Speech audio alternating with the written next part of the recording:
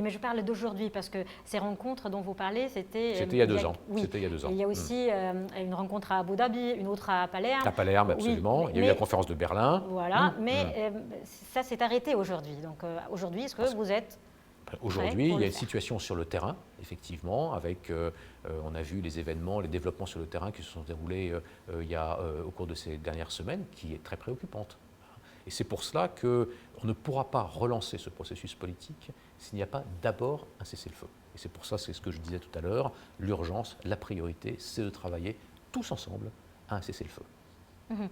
Autre sujet de tension entre la France et la Turquie, ce sont les forages provocatrices menés par Ankara en Méditerranée orientale, aux grandes dames de la Grèce et Chypre. Quelle est la stratégie de riposte ? Stratégie de riposte. Est-ce que vous misez sur l'Union européenne ou l'OTAN ? La Grèce et Chypre sont 2 États importants de l'Union européenne. Et donc évidemment, l'Union européenne se préoccupe de cette question de l'énergie en Méditerranée orientale. Et nous constatons effectivement un certain nombre de comportements, d'actions unilatérales qui sont menées par la Turquie et qui nous préoccupent. Par exemple, nous avons dénoncé les accords que la Turquie a signés en matière de délimitation de ses frontières maritimes avec le gouvernement d'entente nationale de Libye. Nous considérons que ces accords sont nuls et non avenus. Nous constatons aussi un certain nombre de mesures unilatérales prises par la Turquie en matière de forage pétrolier, par exemple au large de la partie nord de Chypre. Et donc nous considérons effectivement que ce genre de comportement ajoute aux tensions dans la région.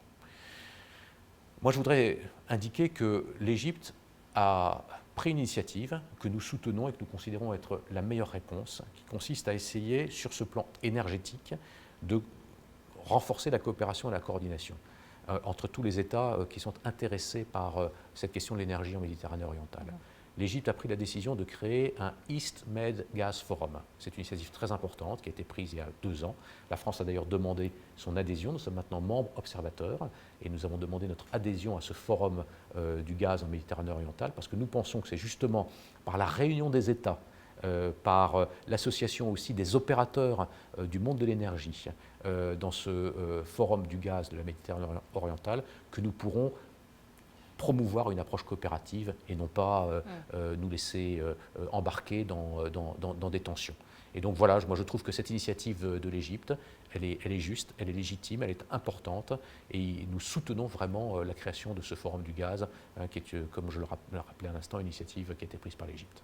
Est-ce que c'est pour cette raison, d'après vous, que la Turquie se sente maintenant un petit peu délaissée, qu'elle mène ces forages en Méditerranée orientale ? Moi, je ne m'exprime pas pour la Turquie, je constate simplement le comportement qui est le sien en Méditerranée orientale, en Libye. Et donc, c'est un État membre de l'OTAN qui aspire également à avoir une relation avec l'Union européenne.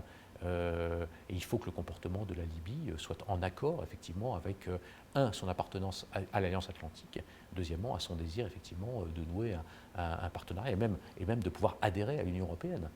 Et donc, il faut que le comportement de la Turquie soit en accord avec ces alliances.